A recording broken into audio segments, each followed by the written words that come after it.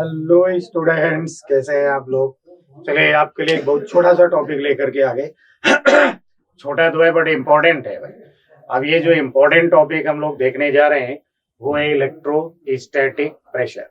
अब आप सोच रहे होंगे ये इलेक्ट्रोस्टैटिक प्रेशर क्या होता है।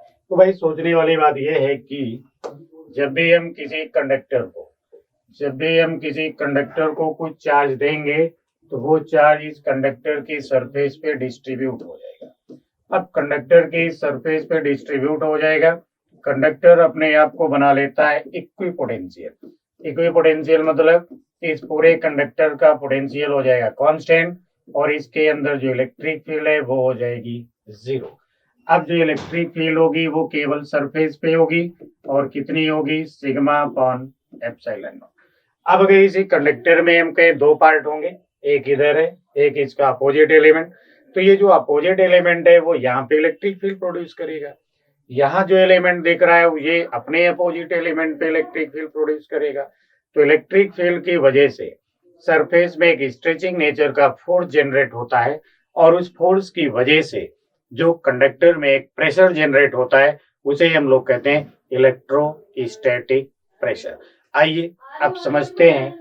यहाँ पे जो अभी इलेक्ट्रोस्टैटिक प्रेशर की बात करते हैं वो इलेक्ट्रोस्टैटिक प्रेशर होगा sigma square upon 2 epsilon not. अब ये आया कैसे, इसका मैकेनिज्म क्या है, तो ये बातें अब हम लोग समझते हैं। तो चलिए बढ़ते हैं आगे की तरफ। तो ये देखिए भाई, या मान लीजिए आपके पास में ये है स्फेयर। अब यहाँ जो आपके पास में ये स्फेयर है, अब इस स्फेयर में इस स्फेयर में अगर हम चार्ज देंगे तो वो चार्ज इस पे ऐसे डिस्ट्रीब्यूट हो जाएगा। अब जब ये चार्ज इस पे ऐसे डिस्ट्रीब्यूट हो जाएगा तो फिर हम लोगों को पता है कि इधर की तरफ होगी इलेक्ट्रिक फील्ड, इसके अंदर इलेक्ट्रिक फील्ड क्या होगी, जीरो होगी और ये होगी Q upon 4 pi epsilon not R square. इसी इलेक्ट्रिक फील्ड को अगर हम ऐसे देखें कि Q upon 4 pi R square और ये हो गया एप्सिलॉन नॉट, तो इलेक्ट्रिक फील्ड क्या हो गई, सिग्मा अपॉन एप्सिलॉन नॉट। यानी इस कंडक्टर की सरफेस पे हर तरफ इलेक्ट्रिक फील्ड होगी और इस इलेक्ट्रिक फील्ड की वैल्यू होगी सिग्मा अपॉन एप्सिलॉन नॉट। तो सरफेस के परपेंडिकुलर ऐसे जनरेट हो जाएगी इलेक्ट्रिक फील्ड। इतनी सी बात क्लियर हो गई होगी। अब अगर इसी कंडक्टर पे हम कहें कि तो इस कंडक्टर पे अगर हम लोग देखें और ये हो गया भाई स्फेयर, यानी इस स्फेयर को हमने यहाँ पे बना रखा। अब इस स्फेयर को अगर हम ध्यान से देखें यहाँ पे तो इसके ऊपर फिर चार्ज का इस तरीके से डिस्ट्रीब्यूशन हो गया। यानी अभी इस चार्ज पे जो कंडक्टर पे जो हमें दिख रहा है चार्ज, वो चार्ज इस कंडक्टर पे इस तरीके से देखिए डिस्ट्रीब्यूट है। अब ये चार्ज तो यहाँ पे डिस्ट्रीब्यूट है, ये भी पता है कि इसके अंदर इलेक्ट्रिक फील्ड क्या होना चाहिए, जीरो होना चाहिए। लेकिन हमने किया ये कि इस कंडक्टर के इतने से पार्ट को हमने यहाँ से रिमूव कर दिया। अब यहाँ से रिमूव करने के बाद ये तो हो गया भाई होल, और इस पार्ट को हमने यहाँ पे रख दिया। जो यहाँ से हमने हटाया इस पार्ट को यहाँ पे रख दिया। अब यहाँ जब हमने ले जाकर के रख दिया तो इतने पार्ट से तो हमने कंडक्टर को रिमूव कर दिया और इस रिमूव्ड पार्ट को हमने उठा के बाहर रख दिया। तो देखिए इसके ऊपर भी जो है ना चार्ज होगा। कितना चार्ज होगा, तो सेम डेंसिटी का चार्ज होगा।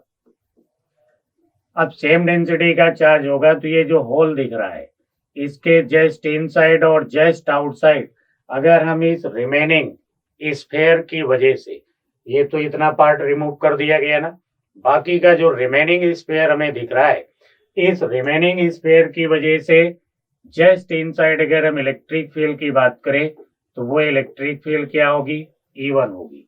चार्ज कंडक्टर पे पॉजिटिव है तो ये डायरेक्शन E1 की किधर होगी, अवे अवे फ्रॉम चार्ज। तो ये हो गई भाई इसकी डायरेक्शन।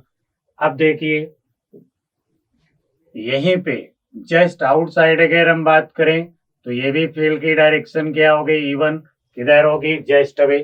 यानी इस कंडक्टर में यानी स्फीयर में जो हमने एक होल बनाया, होल के just inside and just outside electric field की बात करें, रिमेनिंग स्फीयर की वजह से और पॉजिटिव चार्ज है तो फील्ड का मैग्नीट्यूड भी सेम रहेगा और डायरेक्शन किधर होगी, अवे फ्रॉम चार्ज। अब जिस पार्ट को हमने यहां से तोड़ के यानी जिस पार्ट को हमने यहां से रिमूव करके ऊपर रखा हुआ है, इस पे भी चार्ज कैसा है, पॉजिटिव, तो इसकी वजह से भी कंडक्टर के दोनों तरफ फील्ड होना चाहिए। और हमने मान लिया कितनी फील्ड होगी, तो लिख दिया E2, यानी इस कंडक्टर के दोनों तरफ फील्ड होना चाहिए और कितनी फील्ड होगी, तो E2 फील्ड होगी। इतनी बात भी क्लियर हो गई। अब हम लौट करके आगे फिर से एक बार, अब की बार तो यहाँ पे देखिए फिर से हमने बनाया भाई स्फीयर बना लिया। अब यहाँ पे देखिए जो पार्ट हमने हटाया था तोड़ करके, उस पार्ट को एक बार फिर से हमने अरेंज कर दिया, तो ये स्फीयर हमारा क्या हो गया, कंप्लीट हो गया। अब ये जब स्फीयर हमारा कंप्लीट हो गया, तो जिस पार्ट को हमने रिमूव किया था अभी थोड़ी देर पहले, वो पार्ट जैसे यहाँ पे हमने रख दिया तो ये स्फीयर कंप्लीट हो गया। अब अपने उन्हीं पॉइंट्स की अगर हम बात करें जो जस्ट इनसाइड और जस्ट आउटसाइड बनाए थे, तो जस्ट इनसाइड में देखिए रिमूव पार्ट की वजह से इधर होना चाहिए फील्ड, रिमेनिंग स्फीयर की फील्ड इधर होना चाहिए, और आउटसाइड बात करें तो इसी डायरेक्शन में E1 भी होगा और इसी डायरेक्शन में E2 भी होगा। अब अगर हम इसके अंदर फील्ड की बात करें कि इलेक्ट्रिक फील्ड इनसाइड क्या होगी, तो ये हो गई देखो E1 माइनस E2। पहले ही हम लोग डिस्कस कर चुके हैं कि ये अगर हॉलो स्फीयर है या कंडक्टर है तो इसके अंदर इलेक्ट्रिक फील्ड क्या होगी, जीरो होगी, यानी इनसाइड वाली फील्ड जीरो है, तो ये E1 माइनस E2 होना चाहिए जीरो, या हम कहेंगे E1 is equal to E2 हो गया। तो E1 और E2 इन दोनों का मैग्नीट्यूड क्या हो गया भाई, सेम हो गया। तो E1 और E2 का मैग्नीट्यूड सेम हो गया। अब अगर हम बात करें आउटसाइड, यानी यहाँ लिखें इलेक्ट्रिक फील्ड आउटसाइड, तो आउटसाइड क्या हो रही है, देखो भाई E1 प्लस E2।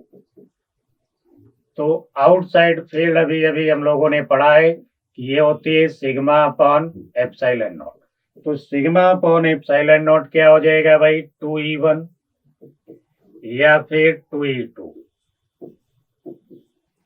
2E1 या 2E2 जो फील्ड है वो हो गई भाई सिग्मा अपॉन एप्सिलॉन नॉट। तो यहाँ पता चला कि E1 और E2 इन दोनों की वैल्यू फिर होना चाहिए सिग्मा अपॉन 2 एप्सिलॉन नॉट। तो E1 और E2 इन दोनों की वैल्यू क्या हो जाएगी, सिग्मा अपॉन 2 एप्सिलॉन नॉट। उम्मीद है इतनी बात आप समझ गए होंगे।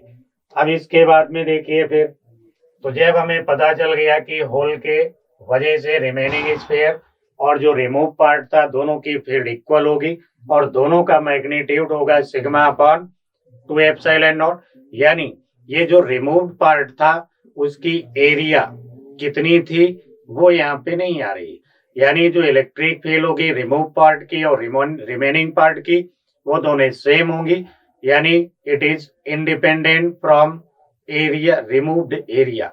जो एरिया हम रिमूव कर रहे हैं वो कितनी है, कम है ज्यादा है, इस पे डिपेंड नहीं करेगा। यानी कोई स्फीयर है, अगर उसमें हम पिन से भी होल कर दें तो स्फीयर के सेंटर पे इलेक्ट्रिक फील्ड जनरेट हो जाएगी और कितनी होगी, sigma upon 2 epsilon not.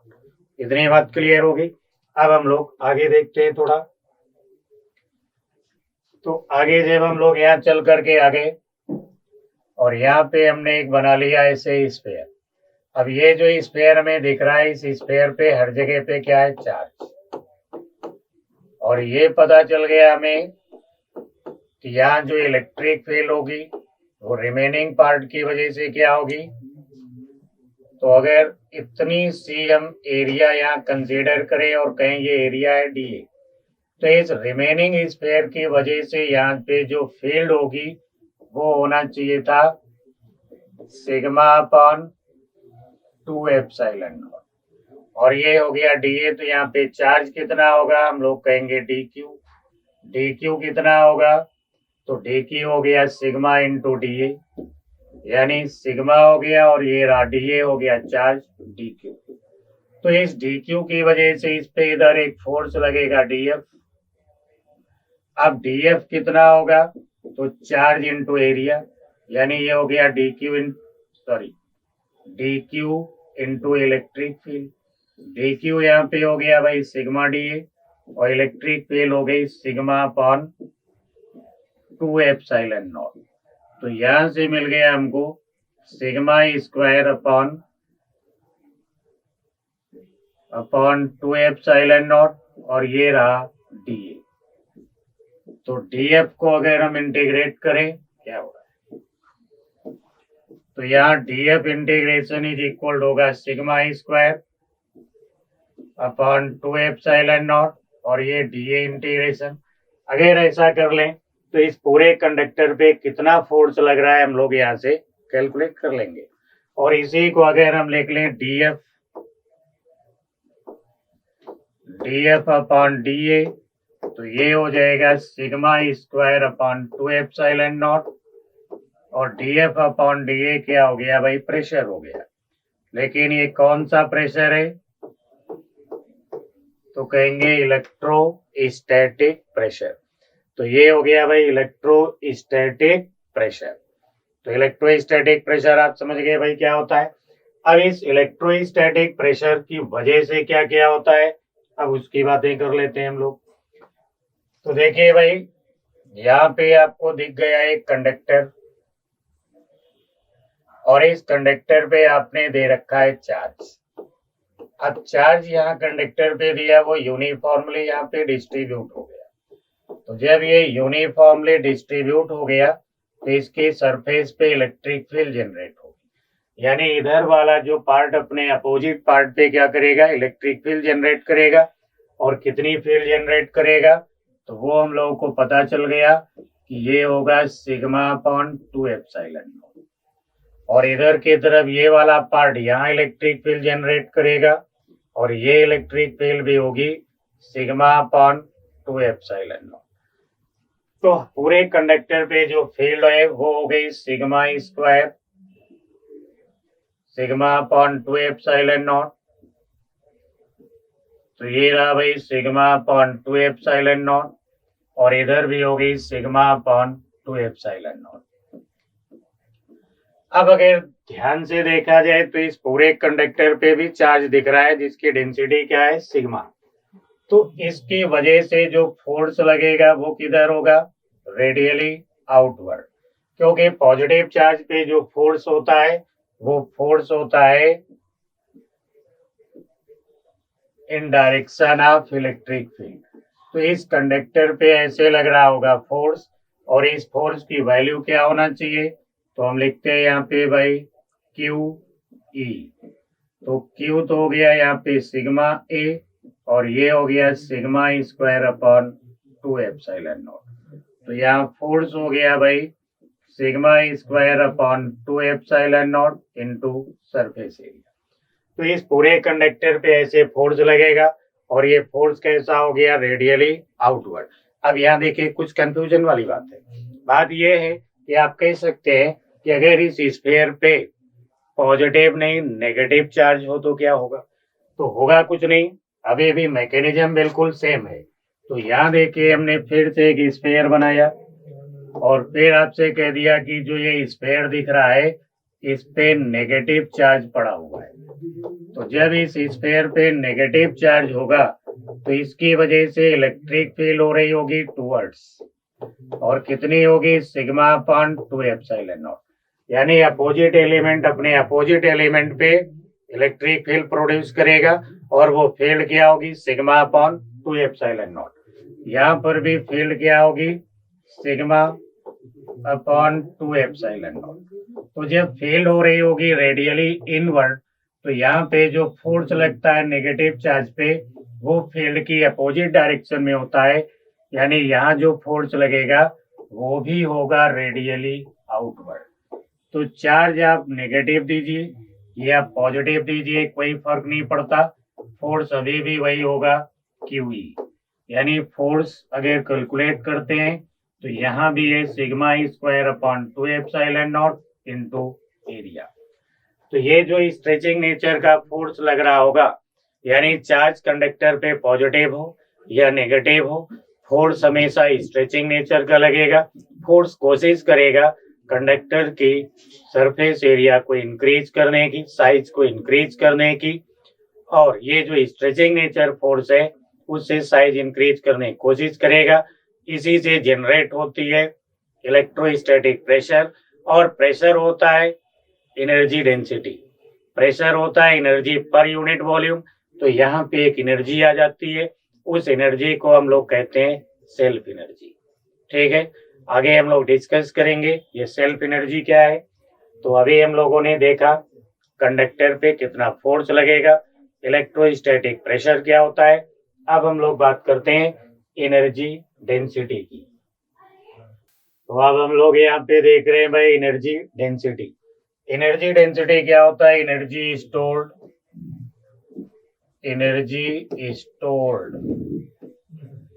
Per unit volume, यानी एनर्जी अपॉन वॉल्यूम को हम लोग कहते हैं एनर्जी डेंसिटी। तो ये हो गया भाई एनर्जी डेंसिटी। अब इस एनर्जी डेंसिटी के लिए अगर हम लोग देखें तो यहाँ पे भाई एक दिखेगा हमको कंडक्टर दिख गया।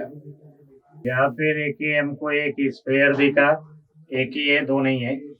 तो यहाँ पे एक स्फीयर दिख गया और इस स्फीयर को हमने चार्ज दे रखा है सिग्मा पर यूनिट एरिया, और इसकी जो रेडियस है वो है आर।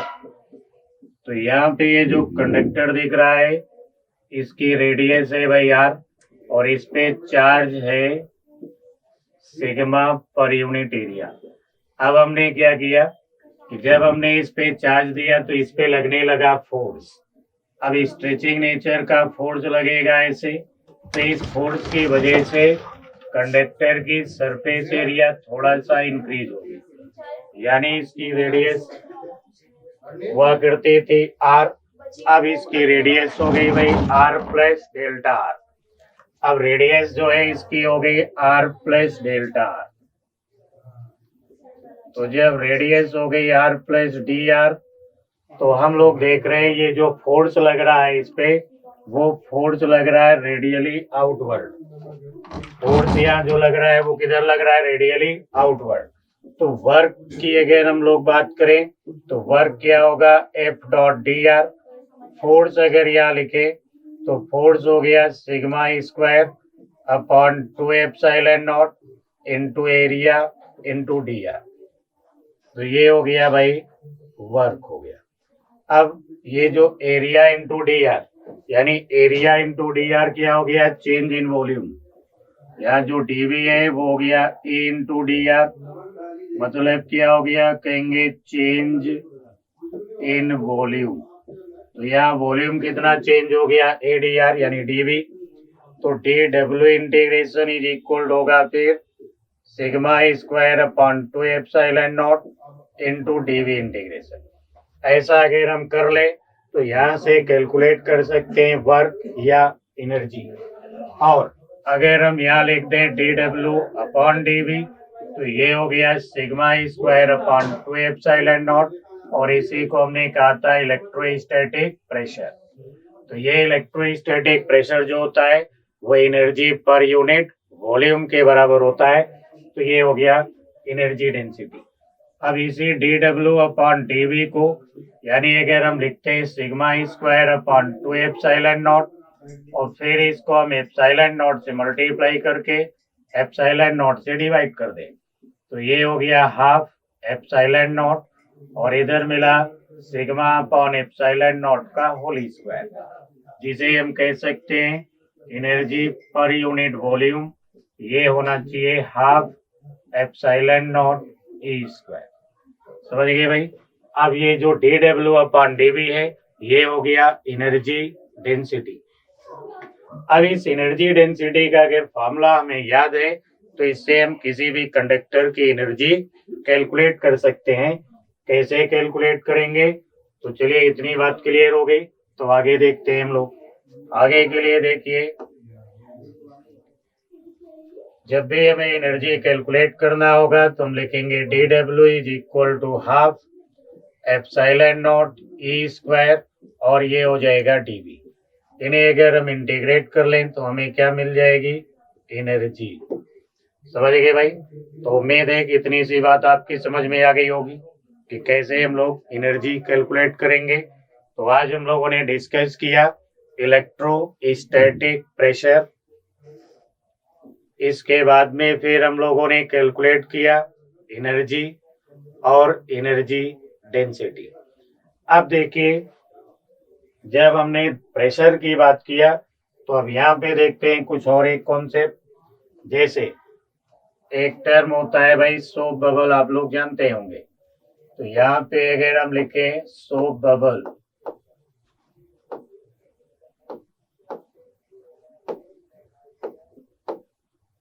सोप बबल आपने पढ़ रखा होगा।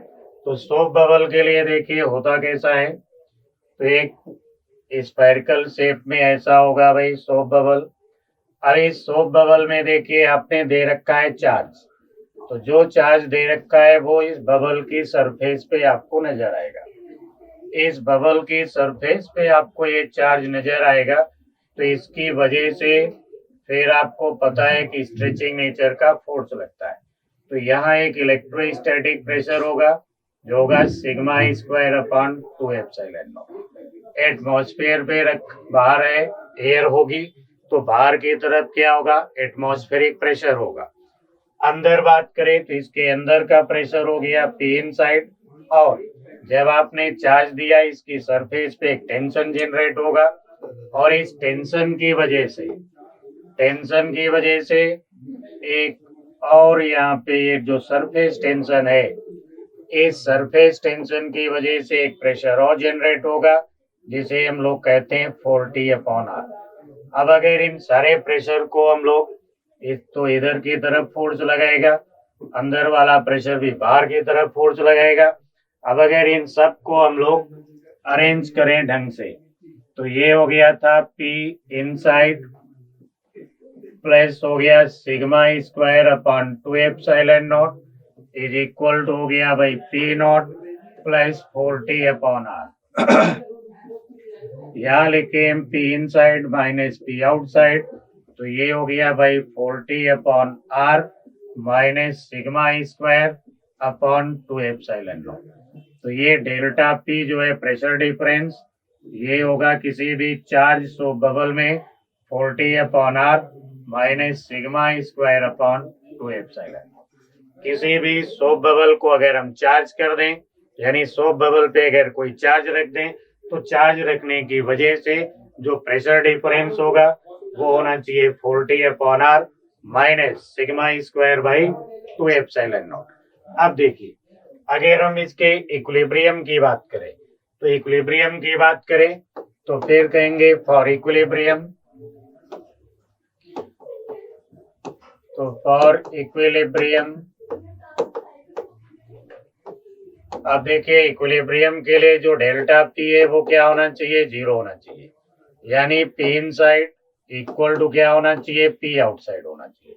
तो 0 इज इक्वल हो गया, फिर देखो 40/R minus sigma square upon 2 epsilon not, तो ये हो गया 40/R is equal to sigma square upon 2 epsilon not. या हम कहेंगे यहाँ पे जो सिग्मा है वो होना चाहिए फिर √8 epsilon not T upon R।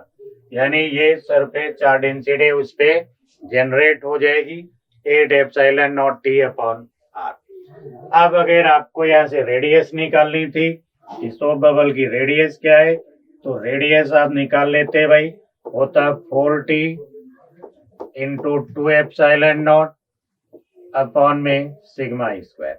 अब रेडियस भी निकाल लिया, सिग्मा भी आपको पता है, तो आप अगर स्फीयर का पोटेंशियल आप कैलकुलेट करना चाहते हैं तो V इज इक्वल होता है ना Q अपॉन 4πε0R। यानी इसको अगर हम R से मल्टीप्लाई करके R से डिवाइड कर लें तो V इज इक्वल क्या हो गया, sigma R upon epsilon not. तो भाई सिग्मा आपने कैलकुलेट कर लिया है तो उसकी वैल्यू डाल दीजिए, तो यहाँ से आपको पोटेंशियल मिल जाएगा R अपॉन एप्सिलॉन नॉट और सिग्मा कितना चाहिए 8 epsilon not T upon R. तो इस तरीके से आप पोटेंशियल कैलकुलेट कर लेंगे। इलेक्ट्रिक फील्ड चाहिए इलेक्ट्रिक फील्ड मिल जाएगी, सारा कुछ आप कैलकुलेशन कर सकते हैं इस एक छोटे से कॉन्सेप्ट से।